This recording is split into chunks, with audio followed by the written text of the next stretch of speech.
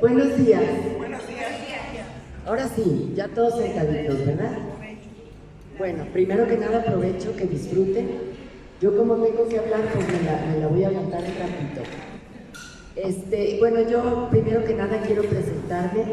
Yo soy Julieta Fregoso y de antemano decirles, no soy psicóloga, no soy profesional.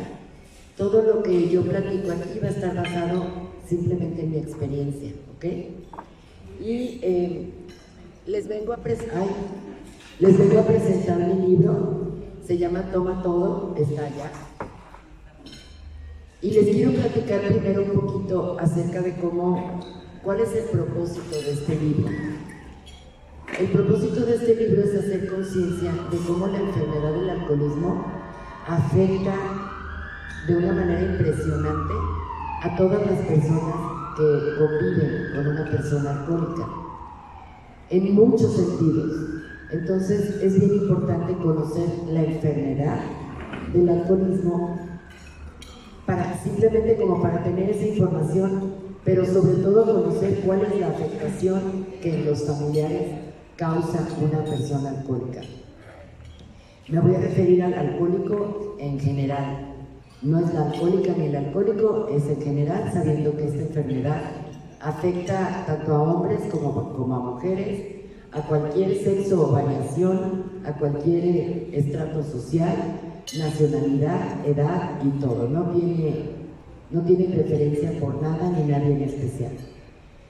La idea de este libro surgió porque cuando convivimos con un enfermo alcohólico o alguna vez en la vida llegamos a convivir, no sabemos qué hacer, no hay una orientación, nos sentimos perdidos, no sabemos si regañarlo, si perdonarlo, si volverlo a perdonar, si permitirle.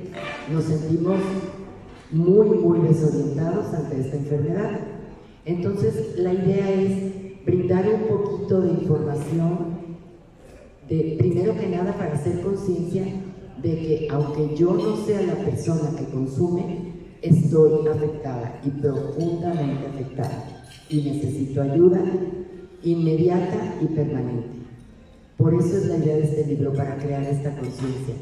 Por cada persona alcohólica se calcula que hay alrededor de 5 personas mínimo profundamente afectadas.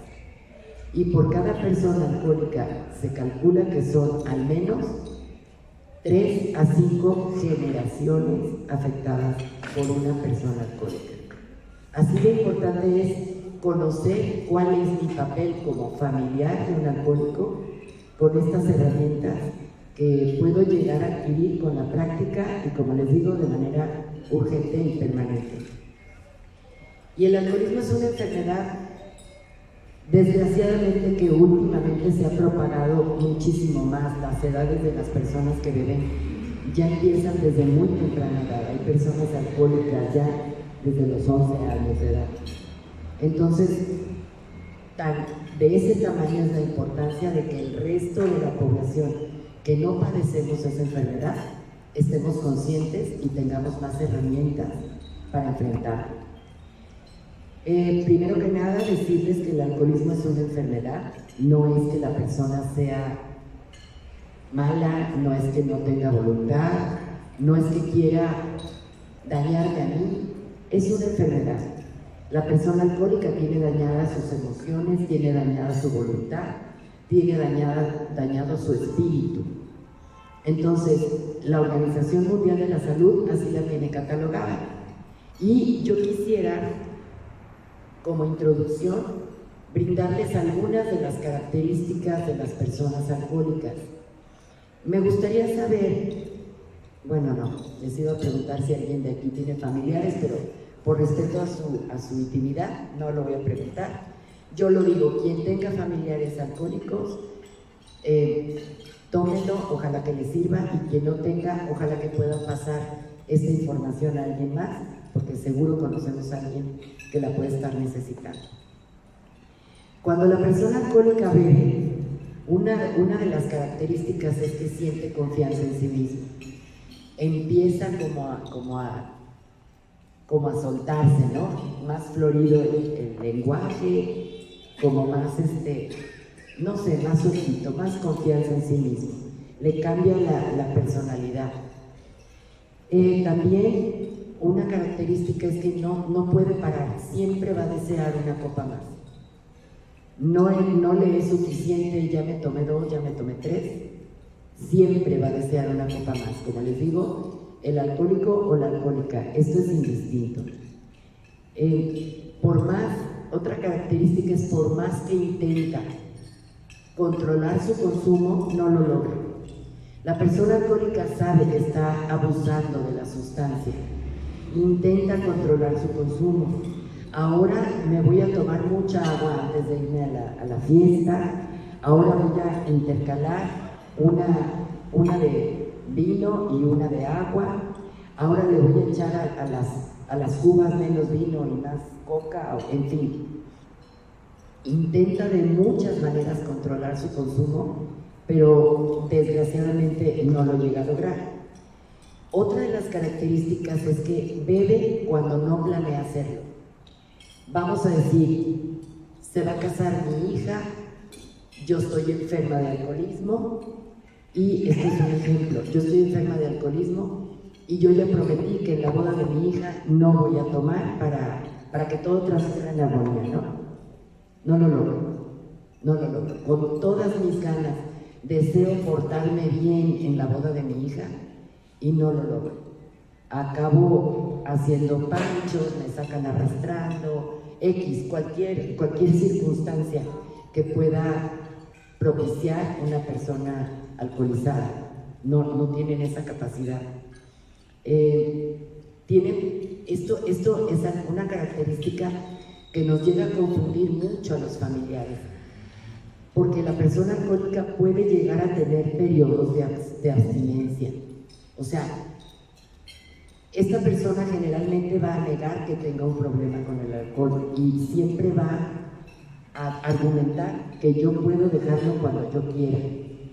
Esto es muy común y puede llegar a dejarlo incluso un año o toda la cuaresma. Esto se llama periodos de abstinencia, pero lo que pasa dentro de la mente del alcohólico es esa obsesión que solo está esperando que se termine ese periodo para volver a consumir y en el mismo nivel en donde lo había dejado. Entonces ellos tienen esta arma de decir, ¿ves cómo sí pude? ¿Ves cómo no soy un borracho? Lo pude controlar, pero en realidad en su mente nunca se quitó esta obsesión. Lo que logran parar en estas circunstancias es la compulsión. ¿Qué es la diferencia? La obsesión es la idea constante de estar consumiendo. Y la compulsión es la acción de ahora sí, voy a tomar. Entonces dejan de tomar compulsivamente, pero su obsesión por la siguiente copa, en cuanto se acabe su periodo, permanece latente. Esa no la pueden controlar. Llegan a tener lagunas mentales, algunos periodos de que se les nubla qué pasó, qué hice, qué dije. Y también tienen periodos al día siguiente, podemos decir, donde sienten muchísima culpa, ya sea porque se acuerden lo que pasó o porque no se acuerdan lo que pasó. Y esto pasa en lo que le llamamos la cruda. Ellos, como personas alcohólicas, sufren y sufren mucho, porque están conviviendo dentro de ellos con un demonio que no pueden controlar. Que quede bien claro que yo no vengo aquí a hablar mal de las personas enfermas de alcoholismo, simplemente vengo a decir estas características para que nosotros podamos entender un poquito más su enfermedad.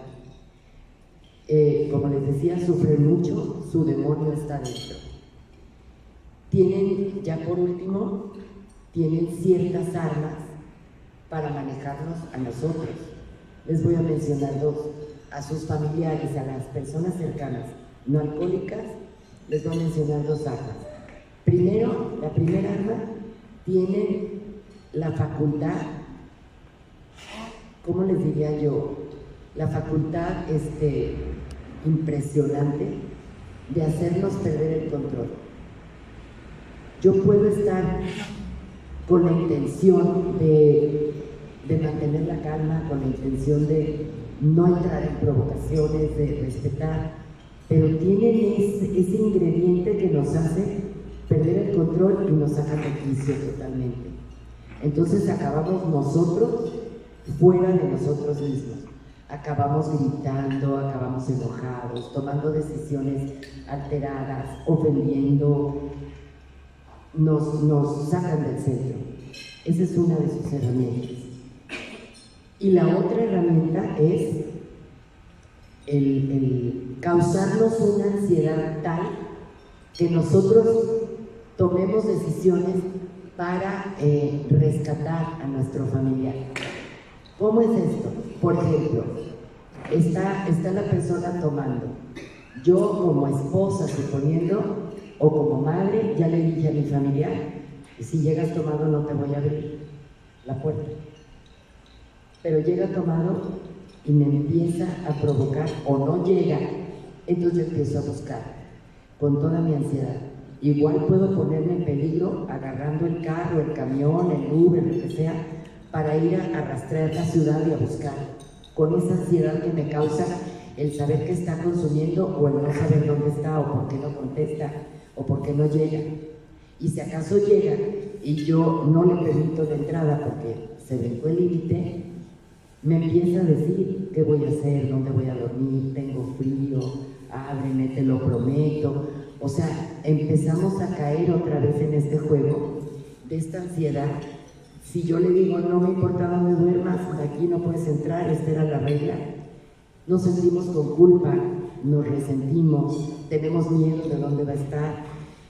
Si me explico todo lo que causa en nosotros esa enfermedad en ciertos momentos, mucha angustia. Oye, es que fíjate que pedí prestado, pero me lo gasté en una borrachera y me andan persiguiendo y ya me advirtieron y me van a levantar. Dios mío, ¿de dónde saco esa ansiedad? ¿Cómo la callo? Pido prestado, saco crédito, lo que sea, y yo acallo mi ansiedad resolviendo los problemas de la persona alcohólica y rescatándolo de las consecuencias de su consumo. El alcoholismo de otra persona no lo podemos diagnosticar. Nosotros, como no alcohólicos, como familiares, no podemos diagnosticar ¿es un alcohólico o no es? No está en nuestras manos, solamente en las de ellos. Y no, algo muy importante que al menos a mí en lo personal, cuando lo supe, me ayudó mucho a bajar la sensación de culpa que yo sentía. Yo no lo causé. El alcoholismo de nadie yo no lo puedo causar. Así como no puedo causar que alguien tenga SIDA, no puedo causar que alguien tenga cáncer o que tenga diabetes. Yo no soy la causante del alcoholismo de absolutamente nadie, ni aunque sea su mamá. También, que quede bien claro. No puedo controlar la forma de beber de nadie y no puedo curar el alcoholismo de nadie, por más esfuerzos que haga. Con todo mi amor, con todas mis ganas, no tengo esa capacidad, de ninguna manera. Entonces, una vez que yo, Julieta, comprendí eso, yo me hice una analogía de cómo podía yo entender esta enfermedad. Y mi analogía muy personal es, hagan de cuenta que yo tengo un familiar alcohólico y ese familiar es una locomotora que viene descontrolada, sin ningún control. Y yo como su familiar, con todas mis fuerzas, con todo mi amor, con toda mi voluntad, me paro en medio de la vía. Esto está... A ver, no sé si puedo escuchar. Me paro en medio de la vía. Con la intención y con la ilusión de poder detener esa locomotora. ¿Ustedes creen que humanamente tengo el poder de detener esa locomotora? Yo no hay manera. Lo que sí segurito es que me va a pasar por encima y me va a hacer pedazos. Esa es la analogía, así de grande, así de fuerte, así de poderosa es la enfermedad y así de nulas son las posibilidades que yo tengo de detenerla. ¿Qué es lo más inteligente que yo he aprendido que puedo hacer? Es salirme de la vía y dejar que la locomotora siga su camino hasta el momento en el que un poder más grande que yo y más poderoso que yo, que para mí es Dios, decida su destino. Yo no tengo ninguna posibilidad. Ojo, esto en ningún momento significa un abandono a mi ser querido. Significa que ya comprendí que todo lo que he hecho, todo lo que he intentado para controlar su consumo, sea de alcohol o sea de alguna otra sustancia, no va a funcionar y lo único que estoy logrando es perder mi vida, es hacerme pedazos yo mismo. Esto duele y duele mucho, se los digo por experiencia. Duele mucho el comprender mi incapacidad y hacerme a un lado de la vía y permitirle a la persona alcohólica la dignidad, así, la dignidad de asumir las consecuencias de sus comportamientos, de su consumo. De esa manera incrementa la posibilidad de que esta persona vea su realidad, asuma sus consecuencias y en algún momento llegue a pedir ayuda. De otra manera, estoy propiciando que la enfermedad continúe.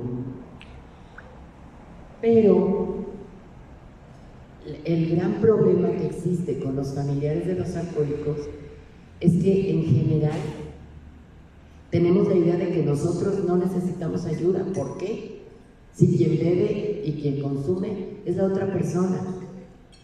En realidad nosotros estamos, como les digo, igual de afectados, pero siento yo que con un agravante. Nosotros no tenemos el síntoma del consumo. La persona que bebe se cuelga del alcohol o de alguna otra sustancia, porque ahorita ya hay mucha combinación de sustancias, se cuelga de eso para acallar sus demonios. Es como una medicina para ellos, porque su verdadera enfermedad está en las emociones, está en el espíritu, y la persona alcohólica con la sustancia alcanza a anestesiar ese dolor. Yo también tengo dolor, pero yo no dependo de ninguna sustancia. Yo me la aviento a pelo, yo me la aviento en crudo. Todo lo que yo siento ante esta enfermedad, no tengo ninguna sustancia que me la amortigue. No sé si me estoy explicando, estoy igual de enferma, pero sin nada que me ayude. Entonces, ¿qué es lo que yo hago inconscientemente como para sobrellevar y tratar de sobrevivir ante esta enfermedad?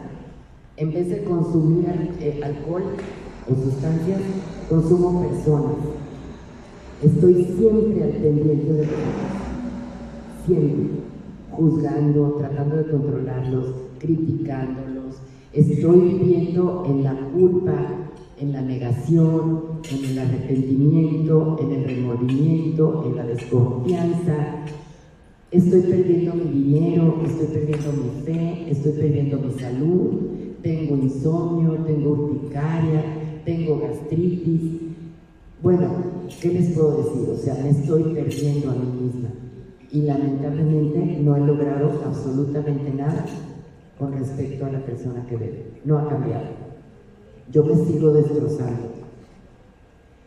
Y eso no lo ve la sociedad en general. Ese es el propósito de mi lucha.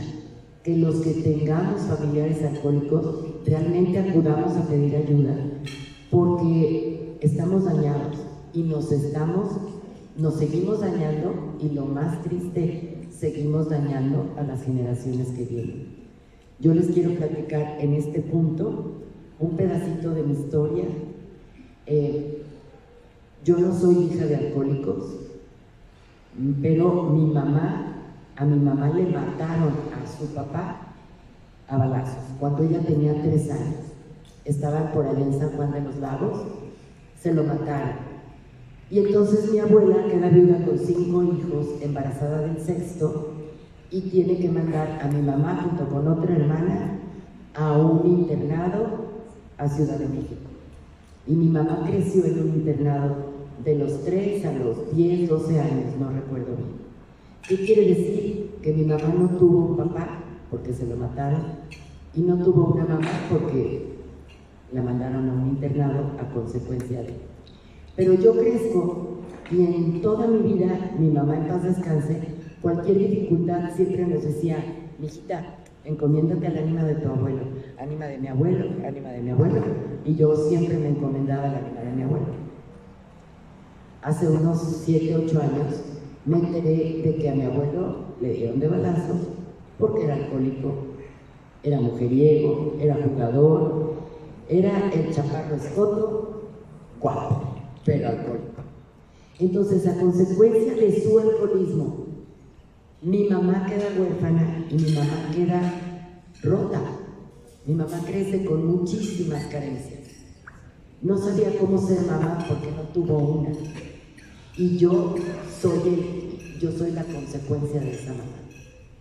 Yo sentía que algo no estaba funcionando en mí. Yo veía a mis amigas que platicaban con su mamá, que se iban incluso a tomar el cafecito, que le tenían confianza, que la apapachaban. Yo sentía una desvinculación fuerte con mi mamá. Ahora comprendo que soy la consecuencia, 3ª generación, de un alcohólico que yo no conocí. Mi abuelo, 1ª generación, mi mamá, 2ª generación. De mi abuelo para atrás no sé, pero creo que también hay algo. Mi abuelo, 1ª generación, mi mamá 2ª, yo 3ª. ¿Y qué creen? Pues mis hijos no tenían una mamá completa, porque yo no la tuve ni mi mamá y no sabía cómo ser mamá.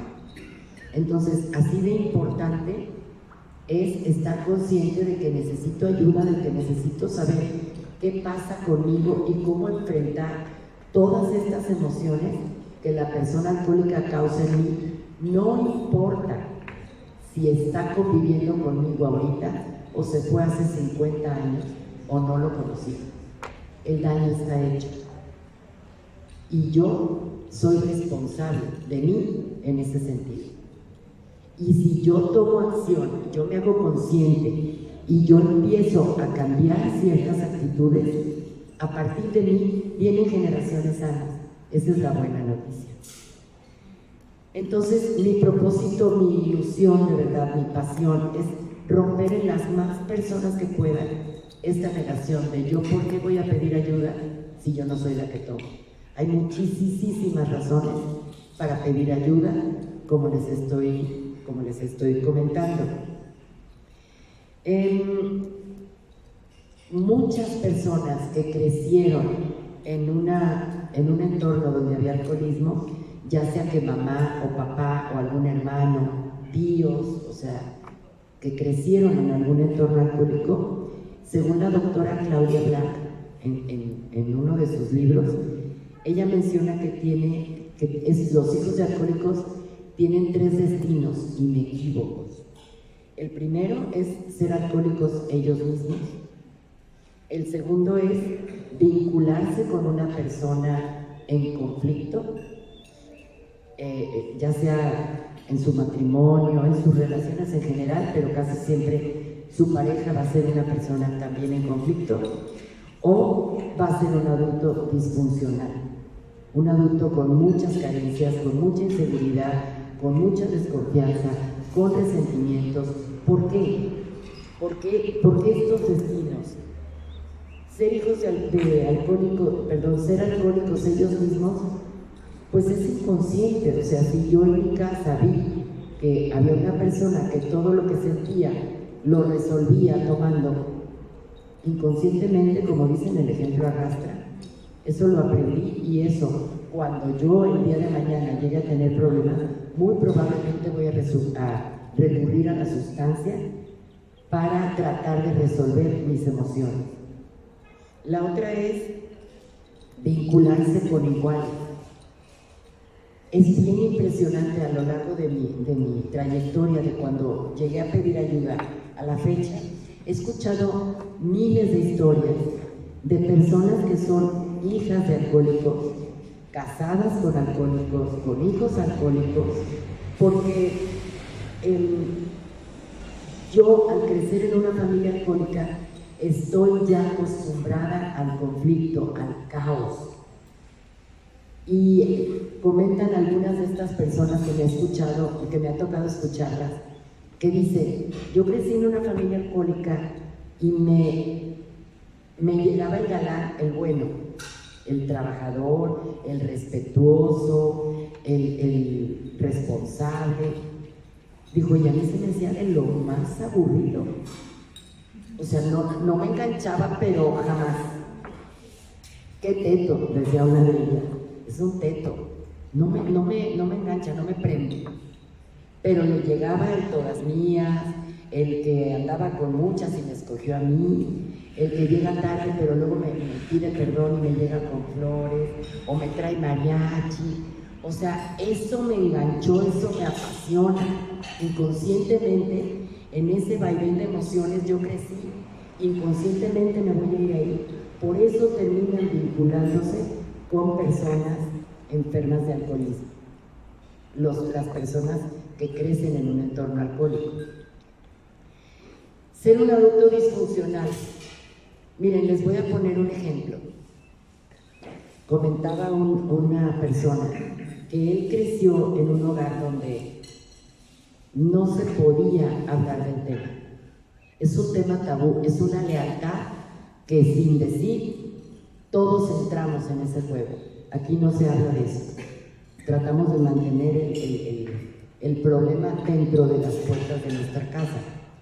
Sin embargo, esto es imposible, ¿eh? O sea, todo el mundo se da cuenta de que algo pasa ahí, en esa familia. Podemos salir en las fotos muy contentos, pero ¿qué hay adentro de esa familia? Muchas veces es mucho caos.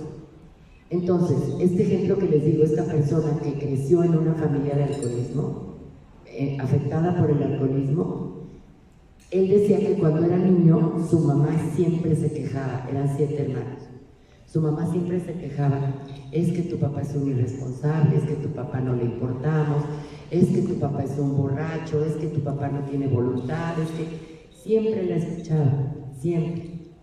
Y en el momento que esta persona en algún momento dice, es que mi papá es un borracho, es que mi papá es un irresponsable, es que y la mamá le dice, momento, ¿por qué estás diciendo eso? Lo tienes que respetar, es tu papá. Entonces, sí viene como un choque en el cerebro, o sea, entonces lo que me dijiste no era cierto.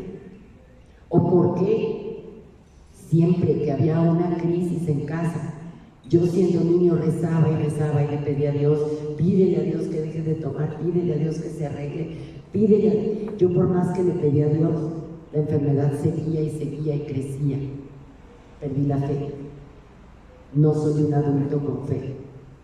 Porque si me prometían, el domingo los vamos a llevar al parque, pero resulta que el sábado se agarró la borrachera y el domingo fue un caos y no hay ir al parque. Si no confío en los míos, crezco con absoluta desconfianza en todo el entorno de allá afuera. ¿Sí me explico? En la noche éramos niños, estas son diferentes circunstancias.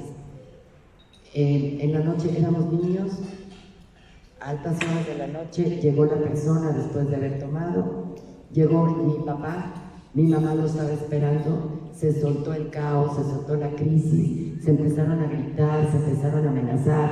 Yo abracé a mis hermanitos, me escondí debajo de la cama porque estaba oyendo ya a lo mejor violencia.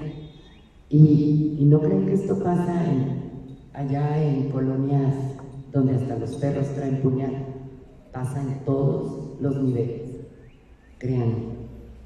Los niños aterrados abajo de la cama intentando protegerse de ese peligro que están viendo, de repente llega el momento donde me largo de aquí o me voy, o ya no te hablo, lo que quieras, y se para el caos.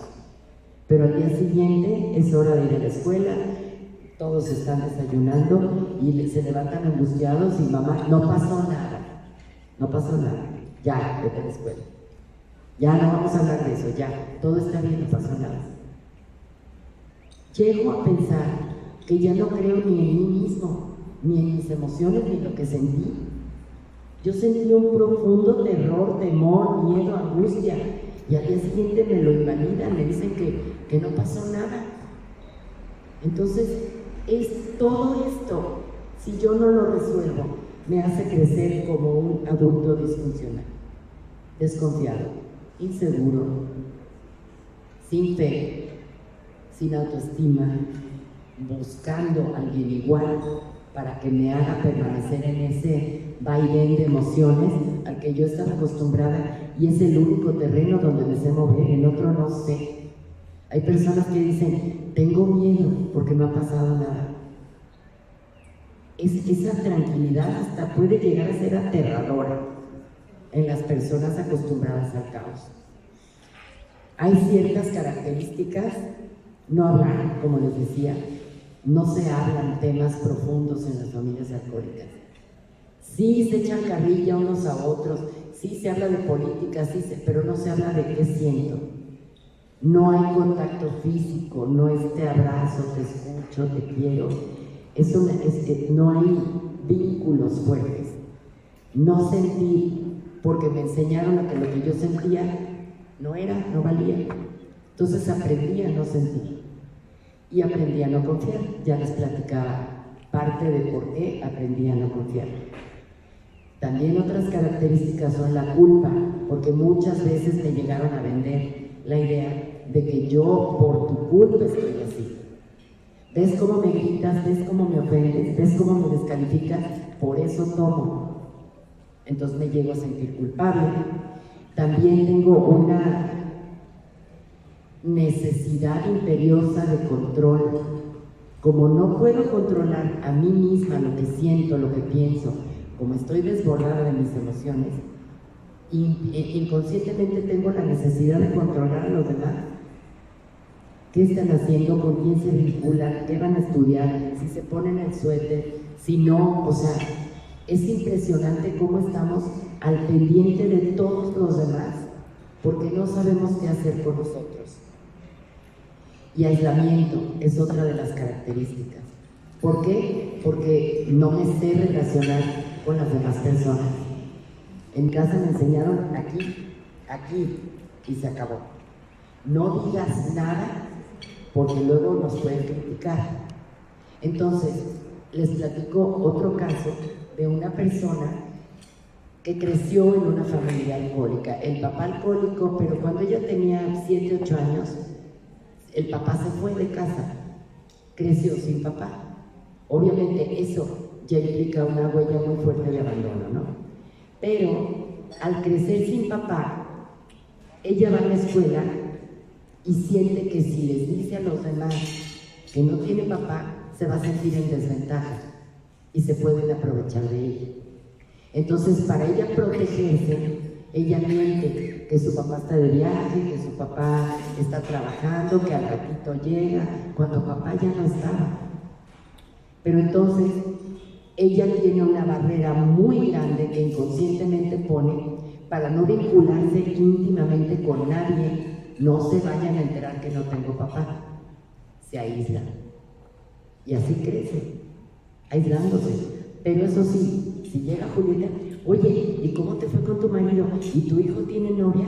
¿Y ya cortó tu hija? Oye, ¿cuánto te pagaron acá? Son personas como muy dispuestas a escuchar, pero no dispuestas a hablar de ellas mismas. Su interior está aislado, todo ese dolor está guardado. ¿Qué más? Porque no los quiero entretener mucho.